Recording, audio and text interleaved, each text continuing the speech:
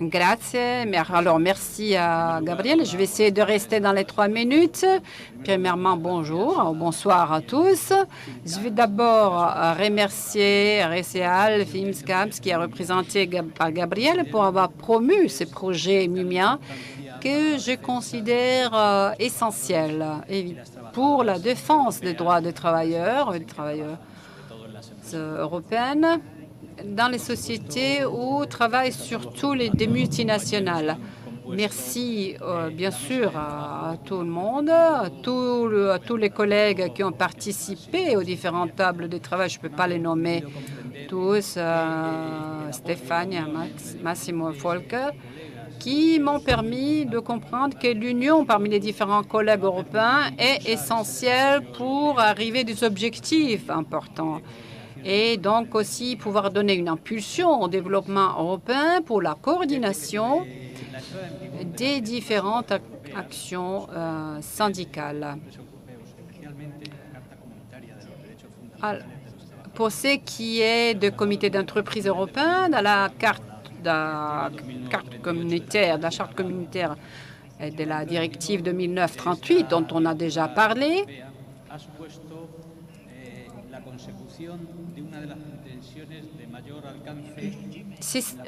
tout ça entraîne l'atteinte d'une politique sociale plus vaste.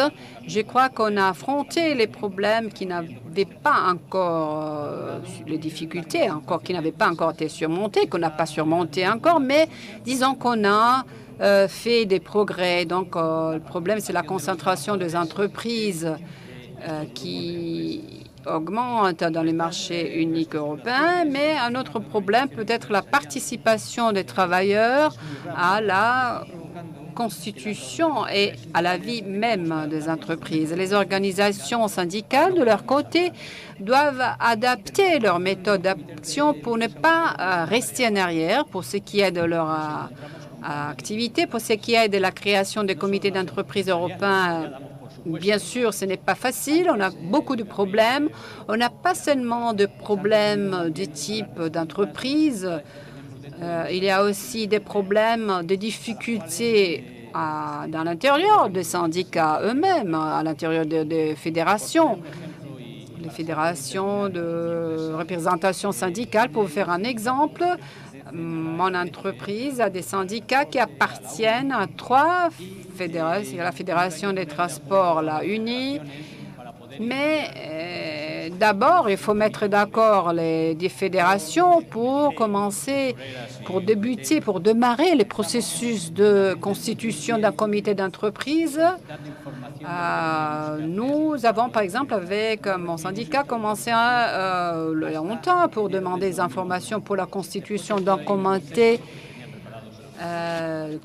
Pour la création d'un comité d'entreprise, on n'a pas eu d'informations jusqu'en janvier 2011. Je ne veux pas rentrer dans les détails sur les différents points, les différents de ces processus, mais les différents aspects de la formation, par exemple, est essentiel pour constituer un groupe de négociation. Comme je disais, le processus dont je vous parle a été un processus assez long et en 2011, on a pu faire en sorte que la France et l'Espagne soient capables d'obtenir de l'information pour la constitution d'un comité d'entreprise européen et organiser la première réunion en 6 mois. Mais à cette date, on n'a pas vu la clôture des négociations.